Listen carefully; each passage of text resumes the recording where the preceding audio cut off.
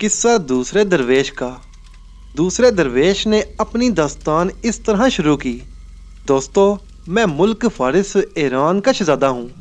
मेरे वालिद ने मेरी तालीम के लिए बड़े बड़े आलम फाजल उस्ताद मुकर्रर किए थे कि मुख्तलिफ किस्म के इल्म सिखाएं और हुकूमत करने के ढंग बताएं।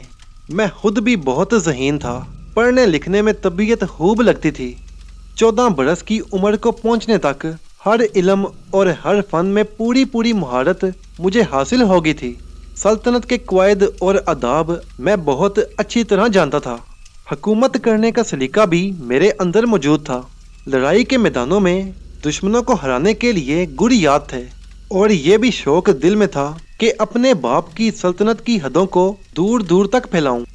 मुझे काबिल लोगों के पास बैठने, मुख्तलिफ मुल्कों के तारीखी वाक़यात सुनने और बड़े लोगों के हालात जानने का बहुत शौक था। तारीख जानने वाले काबिल लोग मेरे पास हर वक्त बैठे रहते और मुझे पुराने बादशाहों और नामवर लोगों के हालात सुनाते। एक रोज़ की बात है कि एक अक्लमंद शख्स मेरे पास बैठा था। वो कहने लगा कि आदमी पानी का बुलबुला है, उसकी ज़िंदगी का कोई भरोसा नहीं। वो चाहे जितनी दौलत इकट्ठी कर ले, मौत को नहीं टाल सकता, और चाहे सारी दुनिया फतह कर ले, मौत फिर भी उस पर फतह पाकर रहती है।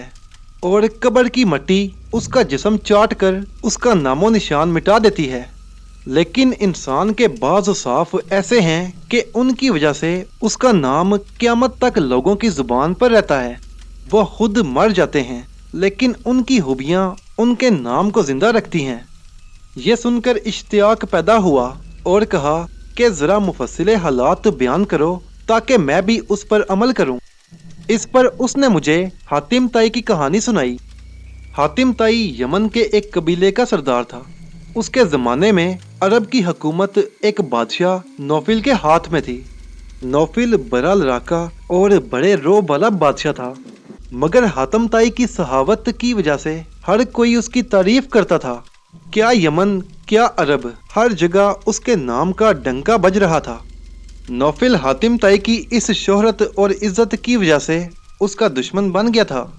इसी दुश्मनी में उसने बहुत सा लश्कर जमा किया और हातिम के कबीले पर चढ़ाई कर दी।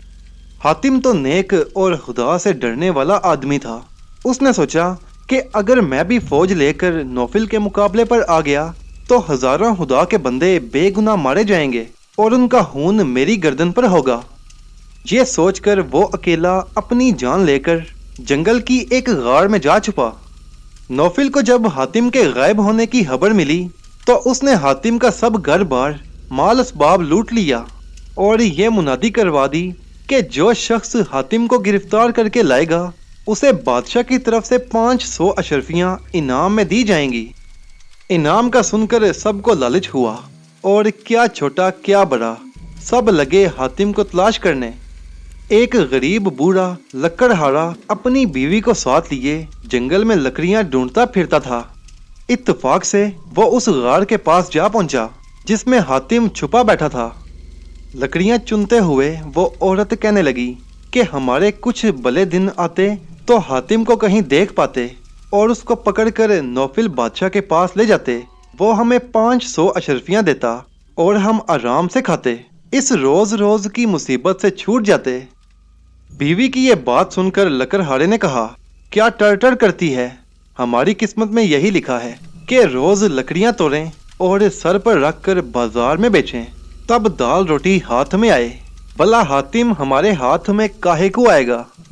औरत ने एक ठंडी सांस भरी और चुप होकर लकड़ियां इकट्ठी करने लगी। उन दोनों की बातें हातिम ने सुनी तो सोचा कि इन गरीबों से हमदर्दी ना करना मेरी शान के खिलाफ है।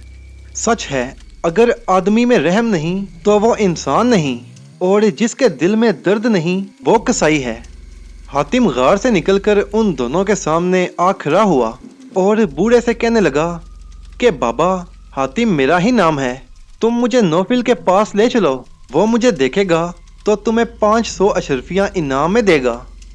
बूढ़े ने हैरानी से हातिम की तरफ देखा और कुछ सोचकर कहने लगा कि मैं आपको गिरफ्तार तो कर लूं और इनाम भी ले लूं, लेकिन नौफिल ना जाने आपसे क्या सलूक करेगा। ये तो मुझसे नहीं हो सकता कि کہ मैं लालच में आकर आपको दुश्मन के हवाले कर दूं। वो माल मैं कब तक खाऊंगा और कितने दिन जीऊंगा, आखिर मर जाऊंगा, तब खुदा को क्या जवाब दूंगा। हातिम ने बहुत कहा कि तुम मुझे नौफिल के पास ले चलो। मैं अपनी खुशी से कहता हूँ, मेरी तो हर वक्त यही ख्वाहिश रही कि मेरा जान माल किसी के काम आए। लेकिन बूढ़ा किसी तरह भी इस बात पर राजी ना हुआ। इस पर हातिम ने कहा कि अगर तुम मुझे नौफिल के पास नहीं ले जाते तो मैं खुद जाता हूँ और उससे कहता हूँ कि इस बूढ़े ने मुझे गार में छुपा रखा था।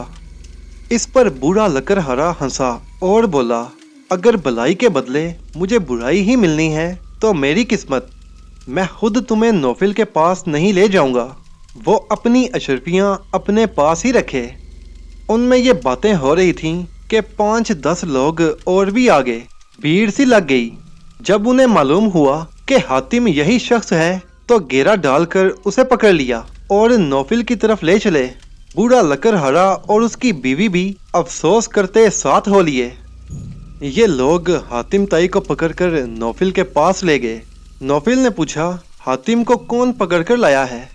एक शख्स बोला कि भला ये काम सिवाय मेरे और किससे हो सकता है?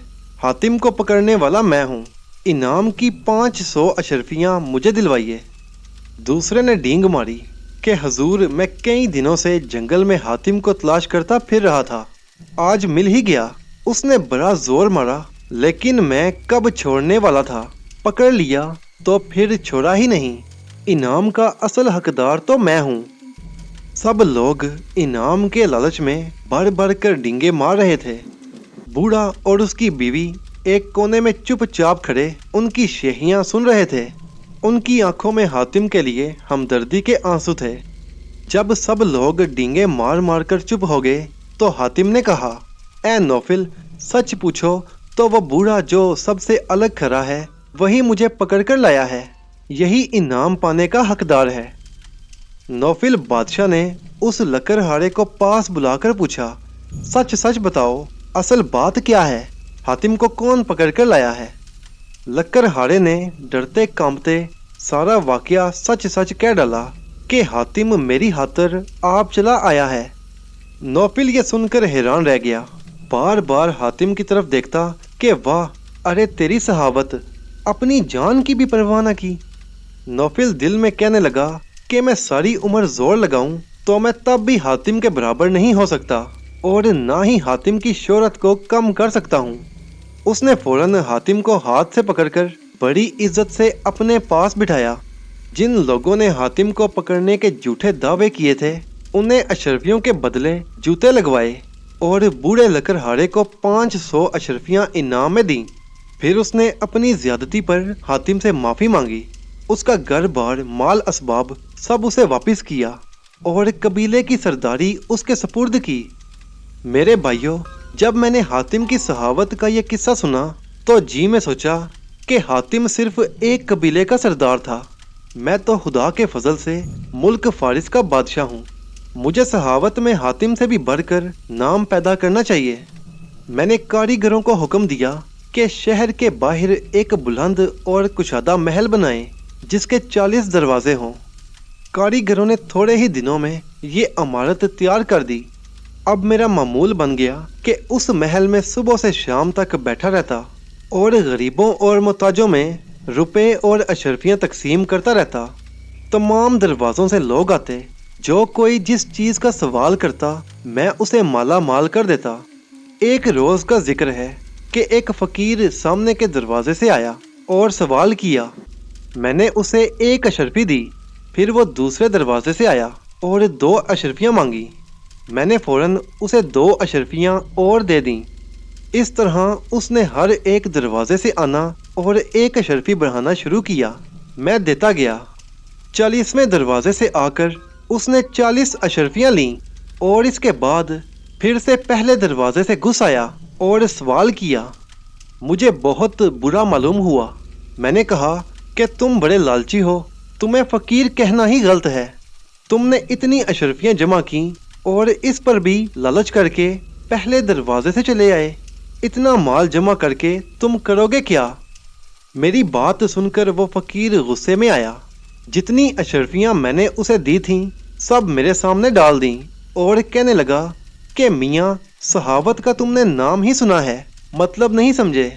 मैंने बहुत मुल्कों की सैर की है, लेकिन बसरे की शहजादी के सिवा कोई सही मानों में सही देखने में नहीं आया। बाकी सब नाम चाहते हैं। ये सुनकर मैंने फकीर की मिन्नत समाजत की कि मुझसे सख्त गलती हुई, मेरा कसूर माफ़ करो और जितना माल चाहते हो ले लो। लेकिन फकीर ने कहा कि अब तो तुम मुझे अपनी सारी बादशाहत भी दोगे तो मैं उस पर थूकूंगा भी नहीं। वो फकीर तो ये कहकर वहाँ से चल दिया, लेकिन मुझे ये शौक पैदा हुआ कि बसरे की शहजादी को देखना चाहिए। उसी अरसे में मेरे वालिद ने वफात पाई और ताज मेरे सर पर रखा गया। सल्तनत पाकर भी मेरे दिल को वही लगन रही। एक रोज़ मैंने हुकूमत का कारोबार अपने वजीर के स्पुर्द किया और खुद फकीराना कपड़े पहनकर अकेला बसरे की तरफ रवाना हो गया। बसरे की सरहद में दाखिल होते ही ये माजरा देखा कि जहां रात को क़याम करता, शहजादी के नौकर चाकर मेरा इस्तकबाल करते, एक उम्दा से मकान में ठहराते और ज़रूरत की हर चीज़ मुहैया करते, बल्कि तमाम रात हाथ बांधे खिदमत में हाजिर रहते। इस तरह हर मंजिल पर यही बंदोबस्त होता रहा। आखिर मैं शहर बसरे में दाखिल हुआ। फौरन एक खूबसूरत नौजवान ने अदब से कहा कि आज आप मेरे यहाँ क़याम फरमाइए। बाहर से जो मुसाफिर फ़कीर या दूसरे लोग आते हैं वो मेरे यहाँ ही ठहरते हैं। मैंने उसका नाम पूछा तो बेदार बख्त बतलाया। फिर मैं उसके साथ चला गया। उसका मकान बड़े कीमती सामान से सजा हुआ था। उसने इज्जत से मुझे बिठाया और जब दस्तरख्वां बिछाया गया तो उस पर तरह तरह के मज़ेदार खाने चुने गए थे। खाने इतने थे कि उनमें से एक एक निवाला लेकर ही मेरा पेट भर गया। सोने का वक्त आया तो मेरे लिए एक मसहरी पर महमल के नरम गद्दे बिछा दिए गए। तकियों में मोतियों की झालरें लगी हुई थीं। पलंग के दोनों तरफ खुशबूदार चीज़ें सुलग रही थीं। मैं खूब आराम से सोया। सुबह का नाश्ता भी बड़ा बेतकल्लुफ़ था। अंडे, मुख्तलिफ किस्म के मेवे, हलवे वगैरह। 3 रोज़ तक मैं बेदार बख्त के यहाँ आराम से रहा और चौथे दिन जाने की इजाज़त चाही। उसने पूछा कि आखिर मुझसे आपकी खिदमत में क्या कसर रही जो आप जानना चाहते हैं। मैंने हैरान होकर कहा, ये क्या बात है, 3 रोज़ हो गए हैं, मैं यहाँ सारी उम्र रहने के लिए तो नहीं आया। बेदार बख्त कहने लगा कि अच्छा इतनी देर तो ठहरिए कि मैं शहजादी को इतला कर दूं।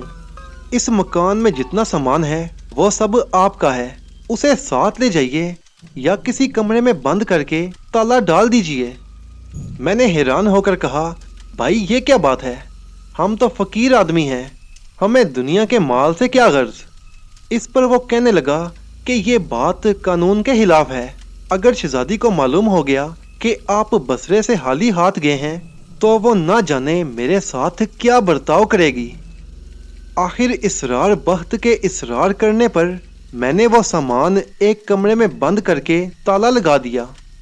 मैं चलने की तैयारी कर रहा था कि एक ख्वाजा सिरा आया, बहुत कीमती कपड़े पहने और सोने का असा हाथ में लिए। उसने मुझे अपने घर ले जाने की ख्वाहिश की। मैंने बहुत कहा लेकिन वो ना माना। उसकी हवेली बेदार बख्त की हवेली से भी ज़्यादा शानदार थी। उसने भी मुझे 3 दिन रात अपना मेहमान रखा और हर तरह से खातिर तवाज़ो की और फिर कहने लगा कि इस हवेली का माल असबाब सब तुम्हारा है, जैसे जी में आए इसका बंदोबस्त करो। मैं हैरान होकर सोचने लगा कि किसी न किसी तरह यहाँ से रुखसत होकर भागूं। ख्वाजा सिरा मुझे चुप देख कर कहने लगा कि ए खुदा के बंदे, जो तुम्हारा मतलब या आरजू हो मुझसे कहो ताकि मैं शहजादी के हजूर जाकर अर्ज करूं। मैंने ये सुनकर कहा कि मैं कुछ नहीं चाहता, लेकिन अगर इजाज़त हो एक खत शहजादी के नाम लिख देता हूँ, उसे शहजादी तक पहुँचा दो, बड़ी मेहरबानी होगी। ख्वाजा सिरा ने कहा कि तुम हद दो, पहुँचाना मेरा काम है। मैंने शहजादी के नाम एक खत लिखा जिसमें उसकी सहावत और मेहमान नवाजी का शुक्रिया अदा किया और इसके बाद लिखा कि दुनिया के माल का मैं मोहताज नहीं, अपने मुल्क का बादशाह हूँ। सिर्फ आपकी सहावत के चर्चे सुनकर देखने का इश्तियाक पैदा हुआ और इसी शौक में सफ़र की तकलीफ़ें उठाता हुआ अकेला यहाँ तक पहुँचा हूँ।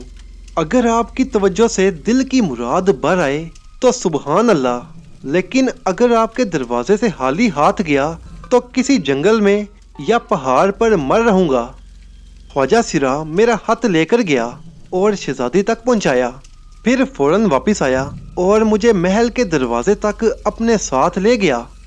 दरवाजे पर एक बूढ़ी औरत कीमती लिबास और जेवरात पहने दरवाजे पर बैठी हुई थी। कई खिदमतगार अदब से पास खड़े थे। मैंने बड़े अदब से झुककर उसे सलाम किया। उसने मोहब्बत से इस्लाम का जवाब दिया और मुझे अपने सामने कुर्सी पर बिठा लिया।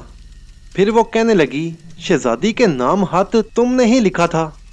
मैंने अर्ज किया, जी हाँ, ये गुस्ताही मुझसे ही हुई थी। उस औरत ने कहा, तुम शहजादी से शादी करना चाहते हो, लेकिन शहजादी की शादी उस शख्स से हो सकती है जो एक शर्त पूरी करे। वो शर्त क्या है? मैंने पूछा। उस औरत ने कहा, आज ठहर जाओ, कल बताऊंगी। मैं रुखसत होकर चला आया। अगले दिन शाम को एक ख्वाजा सिरा मुझे महल में ले गया। वहाँ बहुत से लोग जमा थे। पहले सबको खाना खिलाया गया, फिर वही औरत आई और आवाज़ देकर बहरोर नामी एक शख्स को बुलाया। बहुत सी कुंजियाँ उसकी कमर से लटक रही थीं। वो मेरे पास आकर बैठ गया। वही औरत कहने लगी, बहरोर, तुमने मुल्क नीम रोज़ में जो कुछ देखा है बयान करो। बहरोर ने कहना शुरू किया, ए अजीज़, हमारी शहजादी की सरकार में हज़ारों मुलाजिम हैं जो तिजारत के लिए मुल्क मुल्क को जाते हैं और वापस आकर वहाँ के हालात सुनाते हैं। मैं भी उनमें से एक हूँ। एक बार मैं तिजारत की गर्ज से मुल्क नीम रोज़ गया। वहाँ देखा कि हर शख्स स्याह लिबास पहने हुए है और बहुत उदास नज़र आता है। मैं इसका सबब जिससे भी पूछता वो कोई जवाब न देता। इसी हैरानी में कई रोज़ गुजरे। एक दिन सुबह होते ही क्या देखता हूँ कि शहर का छोटा बड़ा अमीर गरीब सब शहर से निकलकर एक खुले मैदान में जा खड़े हुए। उस मुल्क का बादशाह भी सब अमीरों को साथ लेकर वहाँ गया। तब सब कितार बांधकर खड़े हो गए। थोड़ी देर बाद एक खूबसूरत नौजवान जर्द रंग के बैल पर सवार वहाँ आया। उसकी हालत बिल्कुल पागलों की सी थी। मुंह से झाग जारी था और आंखें अंगारों की तरह सुर्ख हो रही थीं। एक हाथ में उसने कोई चीज ले रखी थी। लोगों के सामने आकर वो अपने बैल से उतरा। एक हाथ से बैल की नाथ पकड़ी और दूसरे हाथ में नंगी तलवार थाम ली। उसके साथ एक गुलाम भी था। उस गुलाम को नौजवान ने वो चीज जो हाथ में थी दे दी। गुलाम उस चीज को लेकर लोगों को एक सिरे से दूसरे सिरे तक दिखाता चला गया। जो भी देखता था बेएहतियार रोने लगता था। गुलाम सबके सामने से होता हुआ फिर उस नौजवान के पास वापस आ गया। उसके वापस जाते ही वो नौजवान उठा और नंगी तलवार से गुलाम की गर्दन उड़ा डाली। इसके बाद बैल पर सवार होकर जिस तरफ से आया था उसी तरफ चला गया। सब लोग खड़े देखते रहे और जब वो नज़रों से ओझल हो गया तो शहर की तरफ वापस चले आए। मैं हर शख्स से इस वाक़े के मुतालिक पूछता रहा कि ये नौजवान कौन है और इसने ये क्या हरकत की, कहाँ से आया था और कहाँ गया, लेकिन किसी ने भी कुछ न बताया। जब मैंने वापस आकर शहजादी को ये वाक़या सुनाया तो उन्हें भी ताज्जुब हुआ और वो इसकी हकीकत मालूम करने की फ़िक्र करने लगीं। तब से उन्होंने यही शर्त मुकर्रर की है कि जो शख्स इस सारे मामले की खबर लेकर आएगा वो उसके साथ शादी करेंगी। अब या तो तुम मुल्क नीम रोज़ जाकर उस नौजवान के हालात मालूम करो वरना अपने घर की राह लो। मैंने कहा, यह कोई बड़ी बात नहीं, मैं मुल्क नीम रोज़ जाऊंगा और खुदा ने चाहा तो उस नौजवान के तमाम हालात दरियाफ्त करके वापस आऊंगा। लेकिन जाने से पहले मैं चाहता हूँ कि शहजादी हजूर मेरी एक बात सुन लें। उस औरत ने मेरा पैगाम शहजादी तक पहुंचाया, फिर वापस आकर मुझे अपने साथ महल में ले गई और ले जाकर एक कुर्सी पर बिठा दिया। उस कुर्सी के करीब एक चिलमन पड़ी थी। चिलमन के पीछे शहजादी बैठी थी और वो औरत मेरे सामने एक चौकी पर। वो कहने लगी कि तुम जो कुछ शहजादी से कहना चाहते हो कह सकते हो। मैंने शहजादी की खूबियों, इंसाफ और सहावत की तारीफ की और जो वाकया पेश आया था बयान किया, और फिर पूछने लगा कि इस बेहिसाब खर्च के लिए इतनी दौलत कहाँ से आती है। अगर इसका कुछ बयान सुनूं तो दिल को तसल्ली हो और फिर मुल्क नीम रोज जाने का इरादा करूं। मेरी ये बात सुनकर शहजादी ने उस औरत को हुक्म दिया, जिस पर औरत ने मुझे ये दास्तान सुनाई। उस औरत ने कहना शुरू किया, ऐ नौजवान, इस मुल्क में एक बहुत बड़ा बादशाह राज करता था। उसके यहाँ 7 बेटियां थीं। एक रोज महल में बहुत बड़ा जश्न हुआ। बादशाह की 7 बेटियां खूबसूरत पोशाकें पहनकर बादशाह के हजूर सलाम करने गईं। बादशाह इनको देखकर बहुत खुश हुआ। फिर उनके हाथों में पड़े हुए जराओ कंगनों और गले में जगमगाते मोतियों के हार और जिस्म पर कीमती पोशाकें देखकर न जाने उसके जी में क्या आया कि वो कहने लगा, अगर तुम्हारा बाप बादशाह ना होता और तुम किसी गरीब के घर जन्म लेती तो तुम्हें शहजादियाँ कौन कहता। ये अच्छे अच्छे कपड़े और ये कीमती कीमती जेवर तुम्हें कहाँ मिलते। तुम्हारी ये इज्जत और आराम सब मेरे दम से है। बादशाह की 6 लड़कियां एक जुबान होकर बोलीं, हुजूर जो फरमाते हैं बजा है। आप ही की सलामती से हमारी भलाई है। हमें जो कुछ हासिल है वो आप ही के दम से है। 7वीं शहजादी खामोश खड़ी रही। वो उम्र में सबसे छोटी थी लेकिन अकल में सबसे बड़ी। उसे खामोश देखकर बादशाह ने कहा, क्यों बेटी, तुमने कुछ नहीं कहा, क्या बात है। शहजादी ने हाथ बांधकर अर्ज किया, जान की अमान पाऊं तो कुछ अर्ज करूं। बादशाह ने कहा, कहो क्या कहती हो। उस पर शहजादी ने अर्ज किया, हजूर आपने सुना होगा कि सच्ची बात कड़वी होती है। जो कुछ मैं कहने वाली हूँ मुमकिन है हजूर उसे सुनकर खफा हो जाएं, लेकिन मैं झूठ भी नहीं कह सकती। जिस खुदा ने आपको बादशाह बनाया है उसी ने मुझे शहजादी कहलवाया है। उसकी कुदरत के कारखाने में किसी को इख्तियार नहीं। जिसने आपके सर पर ताज रखा उसी ने मुझे ये नेमतें बख्शी हैं। आपकी इनायत और मोहब्बत हमें तस्लीम है, लेकिन नसीब हर एक का हर एक के साथ है। बादशाह ये सुनते ही आग बगोला हो गया। गुस्से से सारा बदन कांपने लगा। उसी वक्त हुक्म दिया कि शहजादी के जिस्म से तमाम कीमती जेवर और लिबास उतार कर उसे किसी वीरान और सुनसान मुकाम पर छोड़ दिया जाए, जहां दूर दूर तक किसी आदमी और आबादी का निशान ना हो। देखें तो कि तकदीर इसे कैसे खाने पीने और ओढ़ने बिछाने को बेचती है। इसे भी पता चल जाए कि इसके नसीबों में क्या लिखा है। बादशाह के हुक्म के मुताबिक सिपाही शहजादी को आधी रात के वक्त एक वीरान और सुनसान जंगल में छोड़ आए। शहजादी के दिल की अजीब हालत थी कि एक दम में क्या था और क्या हो गया। वो इस पर भी खुदा का शुक्र अदा करती कि तू ऐसा ही बेनियाज है, जो चाहा सो किया, जो चाहता है करता है और जो चाहेगा करेगा। जब तक सांस है तब तक मैं तेरी ज़ात से ना उम्मीद नहीं होंगी। इन्हीं सोचों में उसकी आंख लग गई। सुबह हुई तो आंख खुली। फौरन आवाज़ दी कि वज़ू के लिए पानी लाना। फिर चौंक कर अपने गिर्द पेश देखा तो रात का माजरा याद आया। सोचने लगी कि तू कहाँ और वो बात कहाँ। कल तक तो एक शहजादी थी और अब एक बेकस और बेसहारा लड़की। नमाज अदा करने के बाद शहजादी देर तक खुदा से लो लगाए बैठी रही। 3 दिन इसी हालत में गुजरे। ना कुछ खाया ना कुछ पिया। फूल सा बदन सूख कर कांटा हो गया। चेहरे का रंग हल्दी की तरह पीला पड़ गया। हाथ पांव हिलाने की भी ताकत न रही। चौथे दिन सुबह के वक्त एक फकीर उस तरफ आ निकला।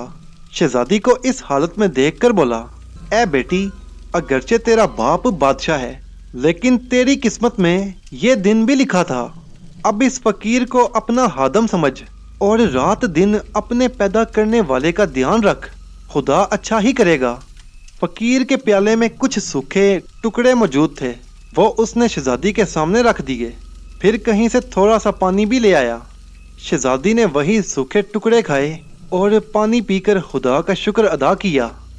फकीर रोज सुबह को भीख मांगने के लिए शहर में निकल जाता और जो कुछ मिलता उसे शहजादी के पास ले आता और उसे खिलाता। शहजादी खुशी खुशी अपना पेट भर लेती। इसी तरह कई रोज गुजर गए। एक रोज शहजादी अपना सर धोने बैठी तो उसके बालों में से एक बड़ा सा चमकदार मोती निकल आया। इस किस्म के मोती वो अपने बाप के घर बालों में अक्सर परोया करती थी। शहजादी ने वो मोती उस फकीर के हवाले किया कि इसे जाकर शहर में बेच आओ। फकीर मोती को बेचकर उसकी रकम शहजादी के पास ले आया। तब शहजादी ने फकीर से सलाह की कि गुजर बसर के लिए एक मकान इस जगह बना लेना चाहिए। फकीर ने कहा, ए बेटी, दीवार की बुनियाद खोदकर थोड़ी सी मिट्टी जमा कर लो, मैं गाढ़ा करके घर तैयार कर दूंगा। जंगल बियाबान में मजदूर तो मिल नहीं सकते थे। शहजादी ने अपने हाथों से मिट्टी खोदना शुरू की। कोई गज भर जमीन खोदी थी कि नीचे से एक दरवाज़ा नजर आया। शहजादी ने साफ करके उस दरवाजे को खोला तो देखा कि एक हादसा भरा मकान है जो अशरफियों और हीरे जवाहरात से भरा पड़ा है। शहजादी ने चंद मुठियां भरकर अशरफियां निकाली और दरवाज़ा बंद कर दिया और ऊपर मिट्टी डालकर फिर से बराबर कर दिया।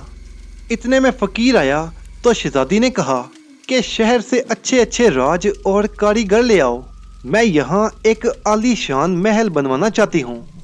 फकीर ने शहर से अच्छे अच्छे राज और कारीगर लाकर हाजिर कर दिए और शहजादी के कहने के मुताबिक वहाँ महल तामीर होने लगा।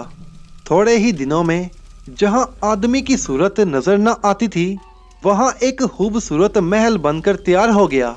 उस महल के कुंगड़े आसमान से बातें कर रहे थे। उसके सामने हर वक्त मेला लगा रहता। इस महल के चर्चे एक दिन बादशाह तक जा पहुंचे कि किसी ने जंगल के बीचों बीच एक आलीशान महल बनाया है। बादशाह ये सुनकर हैरान हुआ और अपने दरबारियों से दरियाफ्त करने लगा कि ये कौन शख्स है जिसने महल बनवाया है। जब किसी से कुछ मालूम ना हुआ तो एक वजीर को तहकीकात के लिए भेजा और महल देखने का शौक जाहिर किया। शहजादी को बादशाह का इरादा जानकर बहुत खुशी हुई। फौरन कहला भेजा कि हजूर की तशरीफ आवरी मेरे लिए फहर की बात है। उस मकान की खुशकिस्मती के क्या कहने जहां आपका मुबारक कदम पड़े। ये मेरी बहुत इज्जत अफजाई होगी कि अगर हजूर मेरे गरीब खाने पर खाना भी तनावल फरमाएं। बादशाह ने शहजादी की दावत कबूल कर ली। शहजादी ने बड़ी मेहनत से दावत का इंतज़ाम किया। दूर दूर से बावर्ची बुलवाए और तरह तरह के खाने पकवाए। उन्हें ताकीद की कि ज़ियाफ़त का सामान ऐसा होना चाहिए कि बादशाह और उसके अमीर वज़ीर खुश हो जाएं। बादशाह अपने दरबारियों के हमरा आया तो शहजादी के महल में खुशी के गीत गाए जाने लगे। शहजादी ने आगे बढ़कर बादशाह का इस्तकबाल किया और शाहाना तरीके से उसे अदाब किया और बादशाह को तख्त पर लाकर बिठाया, जिसके इर्द गिर्द अशरफियों, हीरे जवाहरात और जगमगाते कीमती कपड़ों का ढेर लगा हुआ था। शहजादी ने कीमती तोहफे बादशाह की नज़र किए और फिर निहायत अदब से हाथ बांधकर सामने खड़ी हो गई। बादशाह शहजादी की तमीज़दारी और सलीके से बहुत खुश हुआ। कहने लगा, तुम किस मुल्क की शहजादी हो, यहाँ किस सूरत से आना हुआ। शहजादी ने झुककर बादशाह को सलाम किया और कहने लगी, हजूर, मैं आपकी वही बदकिस्मत बेटी हूँ जिसे आपने गुस्से में आकर जंगल में फेंकवा दिया था, और ये सब तमाशे जो आप देखते हैं खुदा और उसकी कुदरत के हैं। बादशाह को यह सुनकर ताजब हुआ। जुबान से तो कुछ ना कह सका, लेकिन लहू ने जोश मारा। उठकर बेटी को गले लगा लिया और हाथ पकड़कर तख्त पर अपने पास बिठाया। फिर अपनी मलका और दूसरी 6 बेटियों को बुलवाया। वो भी आईं और पहचान कर खूब गले मिलकर रोईं। शहजादी ने सबको बहुत हीरे जवाहरात और दूसरे कीमती तोहफे दिए। इसके बाद सब ने साथ बैठकर खाना तनावल किया। इसके बाद जब तक बादशाह जिंदा रहा इस तरह गुजरी कि कभी वो खुद आता और कभी शहजादी को अपने महल में ले जाता। जब बादशाह ने वफात पाई तो सल्तनत की भागदौड़ उसी शहजादी के हाथ में आई, क्योंकि उसके सिवा कोई दूसरा उस काम के लायक न था। ए नौजवान, ये दास्तान जो तुमने सुनी, ये हमारी अपनी शहजादी की दास्तान है। बस याद रखो कि खुदा की दी हुई दौलत को कभी ज़वाल नहीं होता। उसे जितना खर्च करो उसमें उतनी ही बरकत होती है, लेकिन आदमी की नीयत ठीक होनी चाहिए। ये बात कहकर उस औरत ने कहा कि अब अगर तुम मुल्क नीम रोज जाने का इरादा रखते हो तो जाओ और वहाँ की खबर लाओ। मैंने जवाब दिया कि मैं इसी वक्त रवाना हो जाता हूँ और खुदा ने चाहा तो जल्द वापस आऊँगा। मैं बसरे से रवाना हुआ और तरह तरह की तकलीफ़ें उठाता हुआ कोई 1 साल में नीम रोज पहुँचा। जितने आदमी देखे सब स्याह पोश नजर आए। जैसा अहवाल बहरोड़ की जुबानी सुना था, अपनी आंखों से देखा। पहली तारीख को सब लोग मैदान में जमा हुए। मैं भी एक तरफ जा खड़ा हुआ। देखते ही देखते एक नौजवान बैल पर सवार चीखता चिल्लाता जंगल से निकला। मैं उसे देखते ही हैरान खड़ा रह गया। उसने अपने पुराने दस्तूर के मुताबिक गुलाम को कत्ल किया और चला गया। लोग शहर की तरफ चले। मैं उस तमाशे में ऐसा खो गया कि नौजवान मेरी आंखों से ओझल हो गया और मैं उसके पीछे न जा सका। इस गलती की वजह से मुझे 1 महीना और इंतज़ार करना पड़ा। जैसे तैसे करके 1 महीना गुजरा। पहली तारीख को लोग फिर वहीं इकट्ठे हुए। नौजवान अपने वक्त पर बैल पर बैठ कर आया।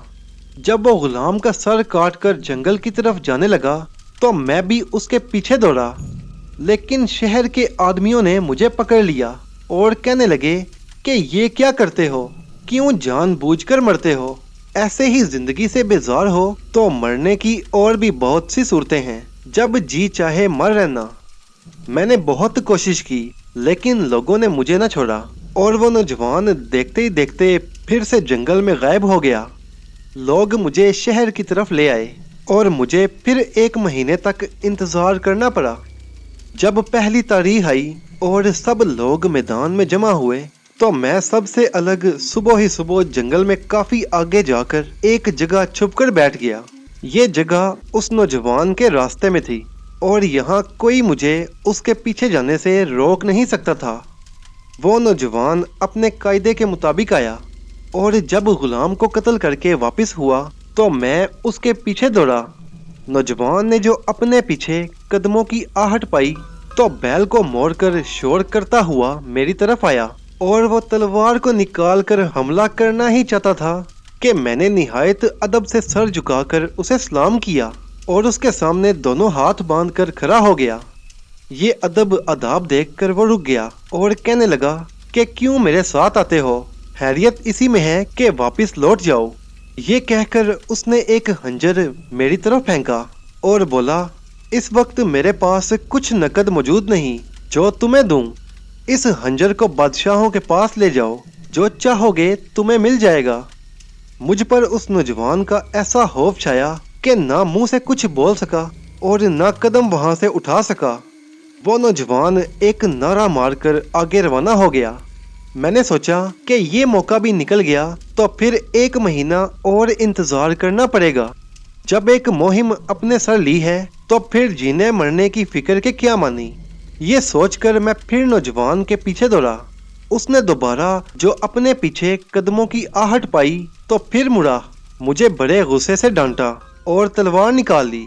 नौजवान की तलवार लहराते देखकर मैंने अपना सर उसके आगे झुका दिया और कहा, तुझे कसम है कि ऐसा हाथ मार कि मेरा जिस्म 2 टुकड़े हो जाए, इस हैरानी की मुसीबत से तो छूट जाऊं। नौजवान कहने लगा, क्यों ना हक अपना खून मेरी गर्दन पर चलाता है, जा अपनी राह ले, या तुझे अपनी जान बारी हो रही है। मैंने उसकी बात का कोई जवाब न दिया। वो आगे बढ़ा तो मैं भी उसके पीछे चल दिया। अब उसने जानबूझकर कुछ नहीं कहा और अपने पीछे आने दिया। 2 कोस उस जंगल में चलने के बाद एक मकान नजर आया। दरवाजे पर पहुंचकर नौजवान ने एक खौफनाक नारा मारा। दरवाज़ा अपने आप खुल गया। नौजवान अंदर चला गया और मैं बाहर खड़ा रहा।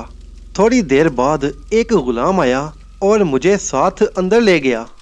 मैंने अंदर जाकर देखा कि वो नौजवान एक मसनद पर बैठा है। कुछ औजार सामने पड़े हैं और वो ज़मुर्द का एक मर्तबान बना रहा है।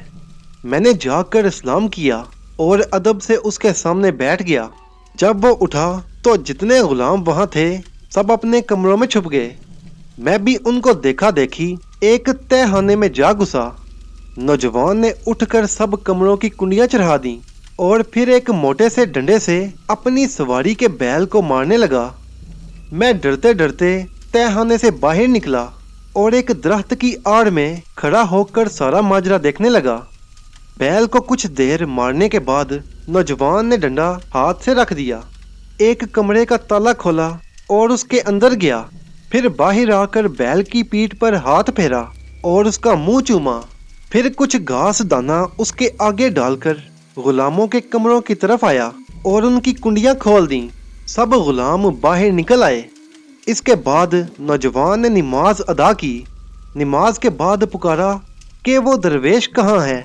मैं दौड़कर सामने खड़ा हो गया। उसने बैठने का इशारा किया।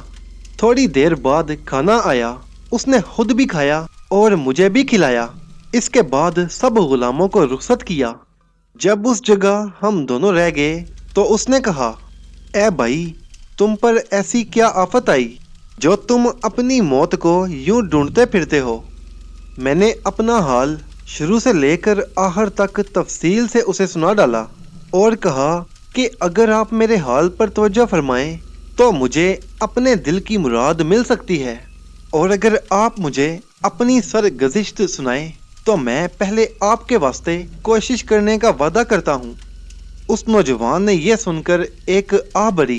थोड़ी देर खामोश रहा और फिर अपनी आबीती सुनाने लगा।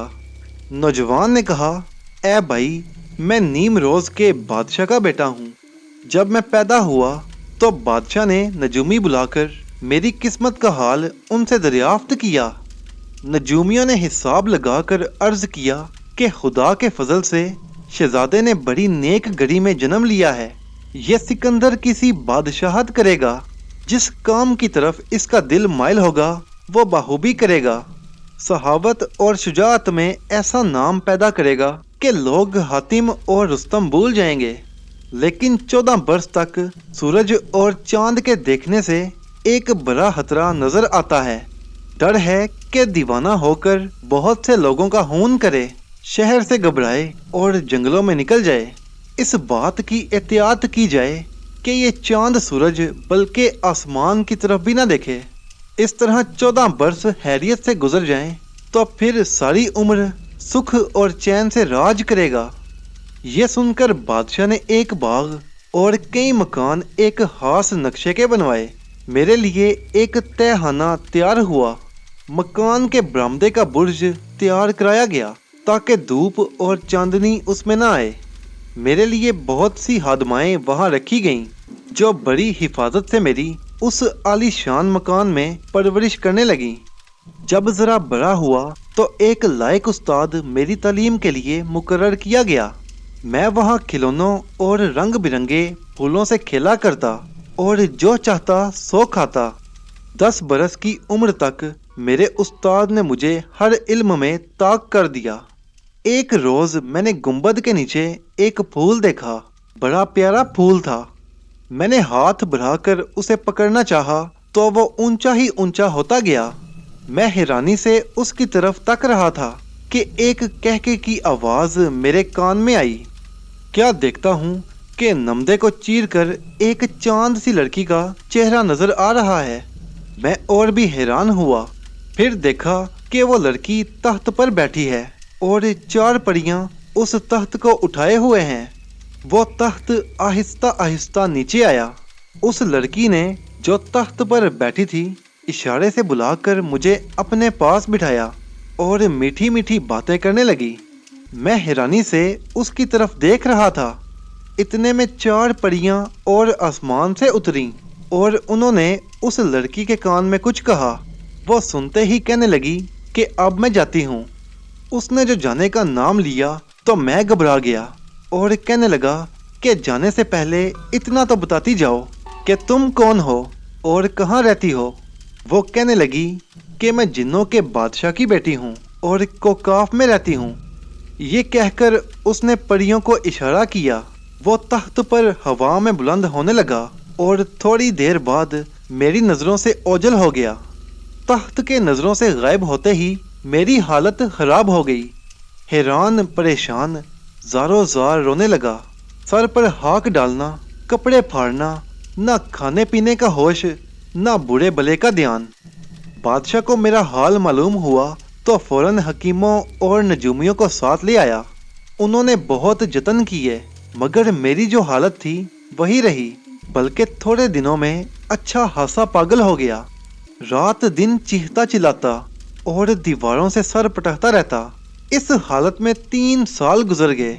चौथे साल एक सौदागर मुल्क मुल्क की सैर करता बादशाह के हजूर तरह तरह के तोहफे लाया।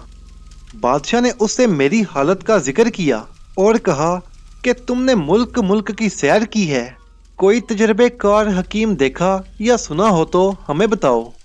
इस पर सौदागर ने बताया कि हिंदुस्तान के एक दरिया में एक छोटा सा टापू है।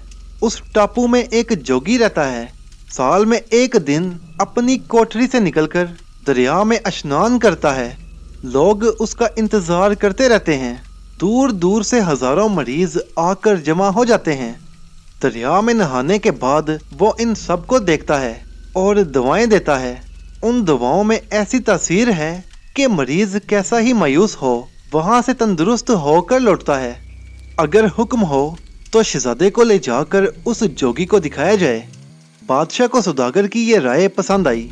एक दरबारी को मेरी देखभाल के लिए मुकर्रर किया गया और मुझे सौदागर के साथ हिंदुस्तान की तरफ रवाना कर दिया गया।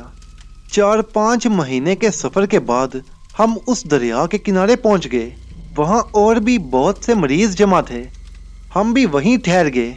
जब मुकर्रर दिन आया तो जोगी अपनी कुटिया से बाहर निकला और दरिया में नहाने के बाद मरीजों को देखने लगा। इसके बाद वो मेरे पास आकर रुक गया। खूब गौर से आंखों में आंखें डालकर देर तक मुझे देखता रहा। फिर कहने लगा कि हमारे साथ आओ। मैं उसके साथ हो गया। वो दूसरे मरीजों को फारिग करके मुझे एक बाग में ले गया और कहा कि तुम यहाँ रहा करो, और इसके साथ एक दवा दी कि इसे रोज 6 माशे खा लिया करो। मैंने जोगी के कहने के मुताबिक दवा खानी शुरू की। हर रोज बदन में कुव्वत और दिल को फरहत मालूम होने लगी। लेकिन जिन्नों की शहजादी की शक्ल हर वक्त मेरी निगाहों के सामने फिरती रहती। मैं किसी वक्त भी उसे भूल नहीं पाता। 40 दिन बाद जोगी फिर मेरे पास आया। मेरी हालत पहले से बेहतर देखी तो कहने लगा कि इस बाग की सैर किया करो, जिस मेवे को दिल चाहे खा लिया करो। मैं बाग की सैर करने लगा। इत्तेफाक से एक रोज एक ताक में एक पुरानी किताब नजर आई। देखा तो उस किताब में दुनिया भर के इल्म मौजूद थे। मैंने उस किताब को पढ़ना शुरू किया। उस किताब में मरीजों का इलाज करने और जिन्नों को काबू करने की बहुत सी तदबीरें लिखी थी। मैं उन्हें याद करके दोनों इल्मों में काफ़ी माहिर हो गया।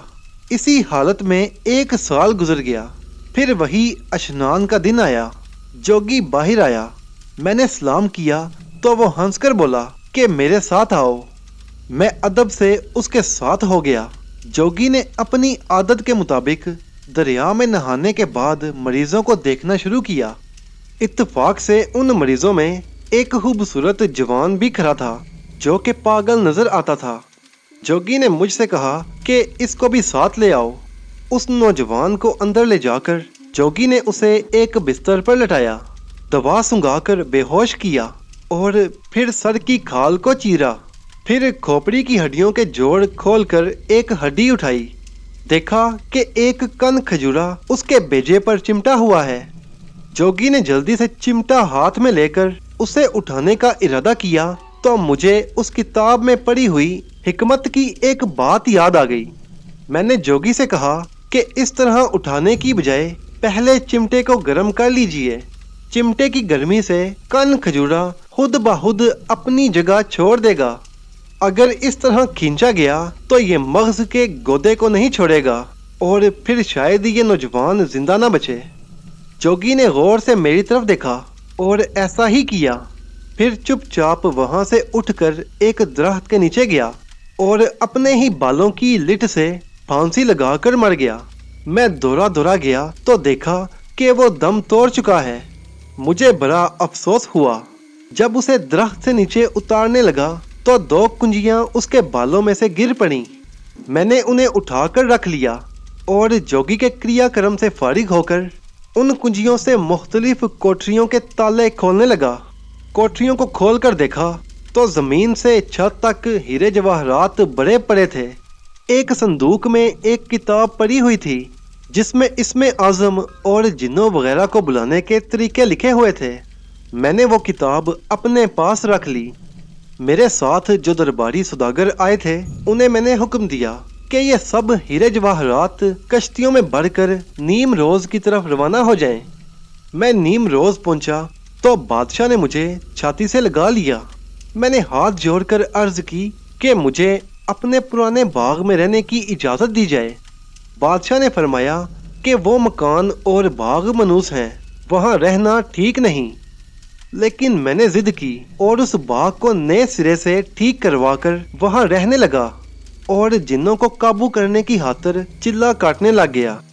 میں بڑی باقاعدگی سے وہ عمل پڑھتا رہتا جو جوگی کی کتاب میں درج تھا۔ جب 40 دن پورے ہوئے تو آدھی رات کے وقت بڑی زور کی آندھی آئی، بڑی بڑی عمارتیں گر پڑیں، کئی درخت جڑ سے اکھڑ کر کہیں سے کہیں جا پڑے۔ پھر پریوں کا ایک لشکر ظاہر ہوا اور ایک تخت آسمان سے نیچے اترا۔ اس پر ایک شخص شاندار تاج پہنے بیٹھا ہوا تھا۔ میں نے اسے دیکھتے ہی ادب سے سلام کیا۔ وہ ذرا جلا کر بولا کہ تم نے یہ کیا آفت اٹھا رکھی ہے؟ آخر تم چاہتے کیا ہو؟ میں نے عرض کیا کہ میں جنوں کی شہزادی سے شادی کرنا چاہتا ہوں۔ وہ شخص یہ سن کر کہنے لگا، شہزادے، آدمی اور پری کا نباہ نہیں ہو سکتا، آگ اور پانی ایک ساتھ نہیں رہ سکتے۔ اس پر میں نے کہا کہ میں صرف یہ چاہتا ہوں کہ وہ ہر وقت میرے پاس رہے اور مجھ سے میٹھی میٹھی باتیں کرے۔ اس شخص نے کہا، اچھا میں اسے یہاں چھوڑ جاتا ہوں، لیکن تم قسم کھاؤ کہ تم اس کو چھوؤ گے نہیں، اس سے الگ ہٹ کر بیٹھو گے۔ اگر تم نے ایسا نہ کیا تو دونوں کو اپنی جان سے ہاتھ دھونے پڑیں گے۔ یہ کہتے کہتے اس شخص کا تخت غائب ہو گیا اور جنوں کی بادشاہ کی بیٹی کا تخت وہاں آ اترا۔ اسے دیکھ کر میرا جی باغ باغ ہو گیا، ساری اداسی دور ہو گئی، پاگل پن کا نشان تک نہ رہا۔ اس کے بعد ہم دونوں اس باغ میں رہنے لگے۔ میں اسے دور دور سے دیکھتا رہتا اور وہ مجھ سے پیاری پیاری باتیں کرتی رہتی۔ ایک بار اس نے کہا کہ اپنی کتاب کو حفاظت سے رکھنا۔ میں نے جواب دیا کہ فکر نہ کرو، میں اس کتاب کی حفاظت اپنی جان کی طرح کرتا ہوں، اسے ہمیشہ اپنے پاس رکھتا ہوں۔ ایک رات کی بات ہے، آسمان پر 14ویں کا چاند چمک رہا تھا۔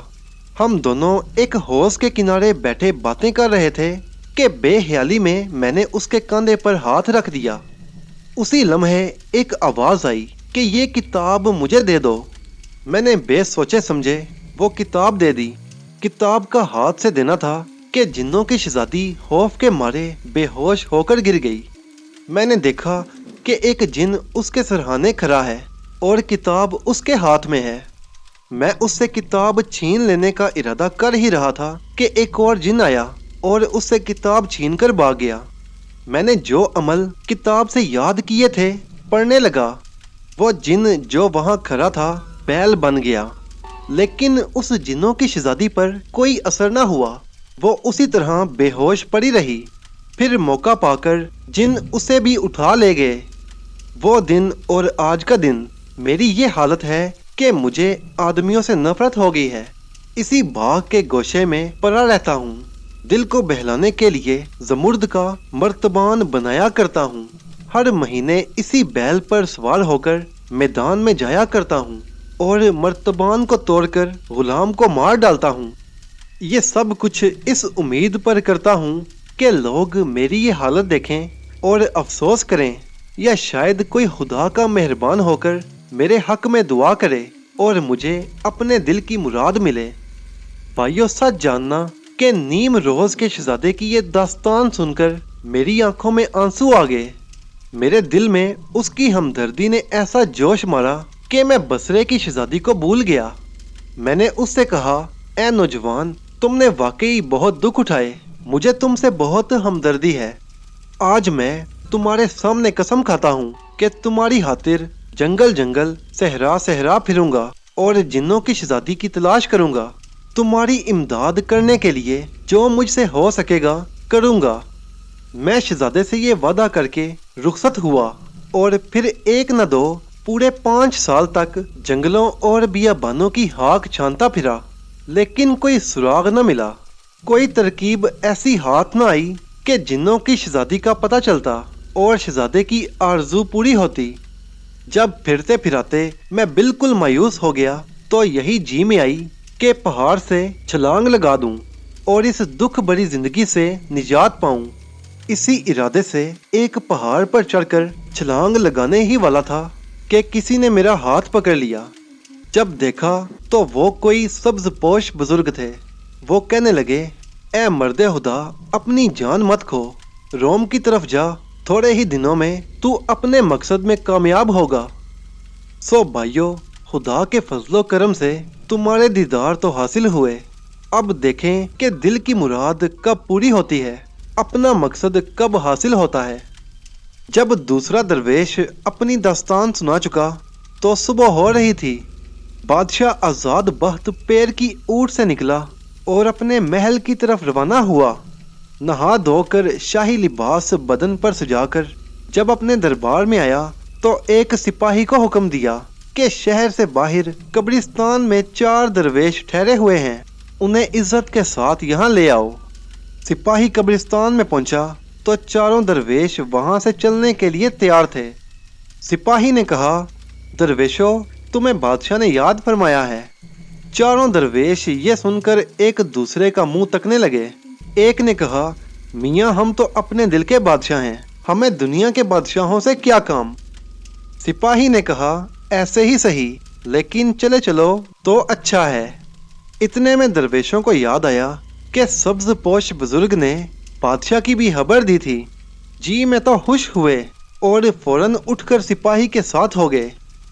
جب محل میں پہنچے تو بادشاہ نے ان کی بڑی آؤ بھگت کی۔ فوراً دربار برخاست کر کے انہیں اپنے ساتھ دیوان خاص میں لے گیا۔ 2-4 خاص امیروں کو بھی ساتھ میں بٹھا لیا۔ درویشوں کو اپنے سامنے کھانا کھلایا اور پھر کہا کہ میں تم سب کی داستان سننے کا آرزو مند ہوں، مجھ سے تمہاری جو خدمت ہو سکے گی کروں گا۔ اس پر درویشوں نے جواب دیا کہ ہم پر جو بیتی ہے اس کے بیان کرنے کی طاقت نہیں، اور پھر اسے سن کر بادشاہ سلامت کو خوشی بھی نہیں ہوگی۔ بادشاہ ان کی یہ بات سن کر ہنسا اور رات کا سارا حال کہہ سنایا کہ جب تم قبرستان میں بیٹھے اپنا اپنا حال بیان کر رہے تھے تو میں ایک پیر کی اونٹ میں کھڑا سن رہا تھا۔ میں 2 درویشوں کا حال سن چکا ہوں اور چاہتا ہوں کہ باقی 2 کا حال بھی مجھے معلوم ہو جائے۔ 4 درویش یہ سن کر حیران رہ گئے اور سر جھکا کر خاموش ہو رہے۔ آزاد بخت نے جب دیکھا کہ شاہی محل میں ہونے کی وجہ سے درویش اپنی داستان سنانے میں جھجک محسوس کرتے ہیں تو اس نے کہا، درویشو، دنیا میں ایسا کوئی شخص نہیں جس کے ساتھ کوئی نہ کوئی عجیب و غریب واقعہ پیش نہ آیا ہو۔ میں اگرچہ بادشاہ ہوں لیکن میرے ساتھ بھی ایک ایسا ہی واقعہ پیش آ چکا ہے۔ پہلے میں ہی تمہیں اپنی داستان سناتا ہوں۔ یہ کہہ کر بادشاہ آزاد بخت نے اپنی داستان شروع کی